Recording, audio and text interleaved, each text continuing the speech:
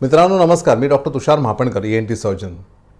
आपल्या घशामध्ये कसलाही काहीही आजार नसताना बऱ्याच वेळा आपल्याला असं वाटतं की एकसारखं किंवा अधूनमधून इथे अडकल्यासारखं वाटतं, काहीतरी गोळा असल्यासारखं वाटतो, काहीतरी ब्लॉक वाटतो, काहीतरी तणाव वाटतो, ताण वाटतो, घट्टपणा वाटतो.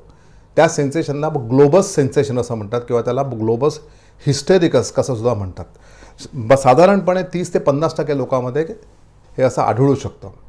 आता मी तुम्हाला एक दाखवतो की आपल्या गिळण्याची काय प्रक्रिया कशी असते. हे आपलं नाक आहे आणि हे तोंड आहे, ही हनुवटी आहे, हे मान आहे, इकडे हे जीभ आहे. आता या जिभेच्या मुळाशी इथे एक 2 नळ्या असतात. एक ही आहे पहिली नळी का पुढची का ती श्वास नलिका आणि ज्या मागची आहे ती अन्न नलिका. हे आपले मणके आहेत. आलं लक्षात. तर आता कसं असतं की आपण जेव्हा श्वास घेतो तेव्हा तो श्वास डायरेक्टली इकडनं इकडे येतो. ही अन्ननलिका जी असते ती अन्ननलिका नॉर्मली बंद असते, कधीच उघडी असते.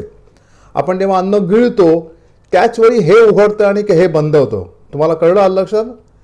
आपण जेव्हा अन्न गिळतो, हा आपला अन्नाचा घास असतो का, तो इथे आला की आपल्याला ही अन्ननलिका उघडते आणि ही बंद होते.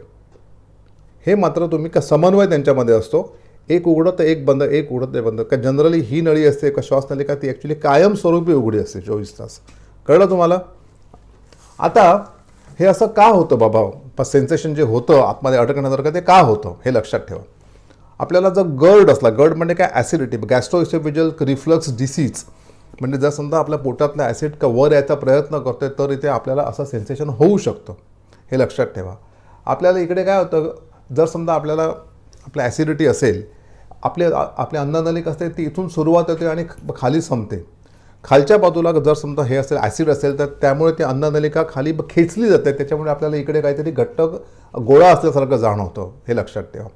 अँझायटी, का ज्या लोकांना खूप असं मानसिक तणाव वगैरे असतो, टेन्शनमध्ये असतात, त्या लोकांना हे जाणवू शकतं. मानेच्या मणक्याला किंवा मानेला जनरली का मानेच्या मसल्सना कधी स्ट्रेस असतो, चिकार, त्यामुळे सुद्धा हे असं असू शकतं. ह्याला आपण टेन्स मसल्स म्हणतात. त्याच्यानंतर वोकल स्ट्रेन, जर समजा का तुम्ही कोणाची भांडाभांडी केली, खूप काही बोललात, खूप काही ओरडलात, तर सुद्धा असा प्रकारचं सेन्सेशन होऊ शकतं. आणि नंतर आणखी 2 अशी कारणं आहेत की ती तुम्हाला मी ह्याच्यावर दाखवणार आहे, या डायग्रॅमवरती, या मॉडेलवरती. हा जो मणका आहे तर त्या मणक्याच्या दोन मणक्याच्या मध्ये जी गॅप असते की ती गॅप केव्हा कमी होते, का जसं आपल्याला सर्वायकल स्पॉन्डिलोसिसमध्ये होतं. त्यामुळे ह्या मणक्याची जी ही असतात, टोकं असतात, तिची थोडी वाढतात इकडे, थोडीशी. आलं लक्षात. त्यामुळे ती वाढल्यामुळे ह्याच्या जस्ट वर ही अन्ननलिका असते. त्यामुळे ते अन्न जाताना आपल्याला काहीतरी जाणवतं, इथे काहीतरी आहे. ॲक्च्युअली ते एक नॉर्मल मणके असतात, का फक्त त्याचा एक भाग जरा थोडा असा पुढे आलेला असतो. ते एक गोष्ट. नंतर आपल्याला थायरॉईड, का आपले हे जे वोकल कॉर्ड्स आहेत ना, हे वोकल कॉर्ड म्हणजे स्वरपट्ट्या, ह्याच्या पुढे ही मान आहे. या स्वरपट्ट्यांच्या जवळजवळ 1 किंवा 2 बोटं खाली इथे थायरॉईड ग्लँड आहे. 2 बोटं म्हणायला हरकत नाही. इथे आपली थायरॉईड ग्लँड असते, इथे त्वचेच्या खाली. ती जर समजा काही वाढली, मोठी झाली का आतल्या साईडला, तर त्यामुळे सुद्धा हे अन्न गिळताना आतल्या बाजूला जरा आपल्याला तणाव आढळू शकतो, नेहमी नाही. आता काय होतं ते बघा ह्याच्यामध्ये.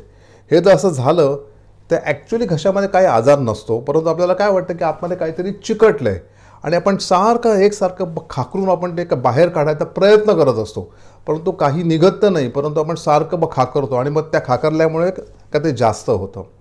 मग कधी आपल्याला वाटतं की इथे काहीतरी घट्टपणा. मी तुम्हाला एक्झॅक्टली सांगतो. जर समजा आता मी शर्ट आहे आणि त्या शर्टवरती टाय लावलेली आहे, इथे टाय बांधलेली आहे आणि ते टाय जर घट्ट बांधलेली आहे, का तर मला कसं वाटेल सारखं गिळताना, त्याप्रमाणे वाटतं. आलं लक्षात.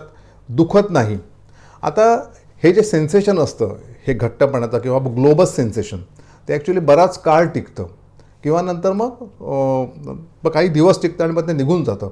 आता आपण ते एक्झॅक्टली कसं ओळखावं की आपल्याला ग्लोबस सेन्सेशन आहे की आपल्याला खरंच काही आजार आहे, ते मात्र अतिशय महत्त्वाचं आहे. ते बघा.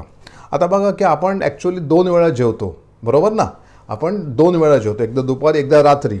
आणि त्या 2 वेळा जेवणाच्या मध्ये आपण नेहमी एकसारखं गिळत असतो. आपल्या तोंडामध्ये जी काही लाळ आहे ती आपण कंटिन्युअस गिळत असतो. प्रत्येक 15 ते 20 मिनिटांनी प्रत्येक मनुष्य एकदा तरी गिळत असतो, त्याच्यात नकळत. त्याला आपण आवंडा गिळणं म्हणतो. तर ॲक्च्युली हे जे सेन्सेशन असतं ग्लोबस सेन्सेशन, तर ते आवंडा गिळताना होतं. जेवताना होतच नाही, काय जेवताना जाणवत पण नाही. मी त्यांना विचारलं कोणा पेशंटला की बाबा तुला काय जेवताना आढळते का? नाही नाही नाही, जेवण जातं असं जेवताना जाणवत नाही, परंतु असं हे बघा आता मी केलं तर आता जाणवतं असं ते म्हणतात. आलं लक्षात? त्याच्यानंतर काय करायचं आपण, असा मानेवरून हात फिरवायचा, इथे मानेवरून. जर समजा तुम्हाला काही गाठी वगैरे लागत नसतील तर ते ग्लोबस सेन्सेशन जनरली असतं. इथे तुम्ही थायरॉईडचा एरिया बघा. थायरॉईडचा एरिया कुठे बघायचा बघा. आता हे आपण तर हनुवटीकडनं खाली जर हात फिरवला तर इथे आपल्याला कंठाचं हाड आढळतं. कसं एक प्रकारचा उंचवटा असतो, ते ॲक्च्युली कंठाचं हाड. त्याच्या खाली गेलात इकडे तर इथे छातीच्या मध्य हाड येते, ह्याच्यामध्ये इथे तुम्हाला नॉच दिसते. नॉच म्हणजे असं खाच आहे, त्या खाचेच्या 2 बोटं वरती इथे थायरॉईड ग्लँड असते, इथे एक्झॅक्टली इथे. तर तुम्ही हा एरिया बघायचा आणि तुम्ही 1-2दा तुम्ही गिळा, आवंडा घ्या आणि मग त्या आवंडा घेताना इथे काहीतरी गोळा आहे आणि तो हलतो असं वाटतं, दॅट मीन्स ती थायरॉईडची ग्लँड असायची शक्यता असते. पण त्याच्यामुळे घाबरायचं काहीच कारण नाही आहे. काय काय वेळा असं वाटतं, otherwise there is no need. आता एक लक्षात ठेवा की बऱ्याच लोकांना अशी भीती असते की कॅन्सर आहे. घशाचे कॅन्सर 5-6 महिने जर समजा तुम्ही त्याला काही ट्रीटमेंट दिली नाही तर ते एकदम वाढतात, काय बरे होणार नाही. आणि नेहमी लक्षात ठेवा की कॅन्सरमध्ये जेवताना पण दुखणार, आपलं अडकणार, आवंडा घेताना पण अडकणार, प्रत्येक वेळी अडकणार, प्रत्येक घासाला अडकणार. कसं होत नाही की आज झालं म्हणजे 2 दिवस बरं आहे, असं कधीच होत नाही. आणि जर तुम्हाला हे सेन्सेशन 1-2 वर्ष चालू आहे, that mean there is no cancer at all. कारण 5-6 महिने जर नाही ट्रीटमेंट असेल ना तर ते एकदम वाढतात.